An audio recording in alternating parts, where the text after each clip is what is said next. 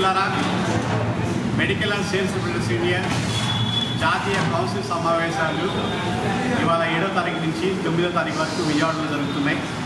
ఈ కార్యక్రమానికి ముఖ్య అతిథులుగా సిఐటియు ఆల్ ఇండియా ప్రధాన కార్యదర్శి తపన్ సేన్ గారు, అట్లానే విజయవాడలో ఉన్న ప్రముఖ వైద్యులు డాక్టర్ పూర్ణానంద్ గారు కూడా ఇచ్చేస్తున్నారు.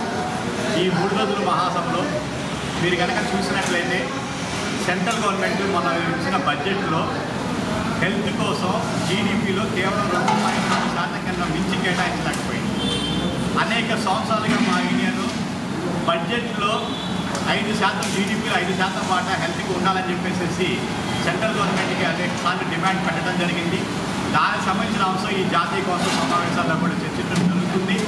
దాంతోపాటు మందుల మీద, మందుల పరికరాల మీద జిఎస్టీ అనేది ఉండకూడదని చెప్పేసి కూడా మేము చెప్తున్నాము. మీరు చూసినట్లయితే కనుక క్యాన్సర్ మందుల మీద 5% నుంచి 18% వరకు ట్యాక్స్ వేస్తున్నారు. బంగారం మీద 3%, డైమండ్స్ మీద 1% మనకే ఉన్నాయి. మందులు అనేది ప్రజలకి ఆరోగ్యానికి సంబంధించిన వాటిలో చాలా ముఖ్యమైన పాత్ర పోషిస్తాయి. వాటి మీద జిఎస్టీ ఉండకూడదని చెప్పేసి మా యూనియన్ కూడా అనేక సంవత్సరాలుగా డిమాండ్ చేస్తుంది. దానికి సంబంధించిన అంశం కూడా ఇవాళ జాతీయ కౌన్సిల్ సమావేశాల్లో చర్చించడం జరుగుతుంది. దానితో పాటు కోవిడ్ తర్వాత బాగా లాభాలు పొందిన రంగం ఏదైనా ఉందంటే కనుక అది మందుల రంగమే.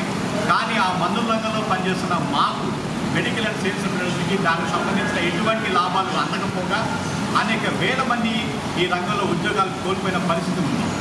చూసినట్లయితే కనుక ఫైజర్ అనే కంపెనీలో దాదాపు 220 మంది, టీటీకే కంపెనీలో 200 మంది ఉద్యోగాలు కోల్పోయిన పరిస్థితిలో ఉంది. అనేక కంపెనీలు కూడా చాలా దూర ప్రాంతాలకి బదిలీలు చేయడము, మెడికల్ రిప్రజెంటేటివ్ యొక్క సంఖ్య తగ్గించడము కంపెనీలు చేస్తున్నాయి. వీటి మీద సరైన చర్యలు తీసుకోవాలని చెప్పి మేము సెంట్రల్ కూడా డిమాండ్ చేస్తున్నాం. మందుల కంపెనీలు కూడా ఈ రకమైన చర్యలు ఎలాంటివి ఉండకూడదు, మెడికల్ రిప్రజెంటేటివ్ ఖచ్చితమైన చర్యలు ఉండకూడదని కూడా మేము ఈ 2 రోజుల జాతీయ కౌన్సిల్ సమావేశాల్లో చర్చించడం జరుగుతుంది. వీటితో పాటు చూసినట్లయితే కనుక మెడికల్ అండ్ సేల్స్ రిప్రజెంటేటివ్ ఇవాళ కంపెనీలన్నీ కూడా GPRS అనేది ఒక యాప్ పెట్టేసేసి స్మార్ట్ ఫోన్ల ద్వారా మా వ్యక్తిగత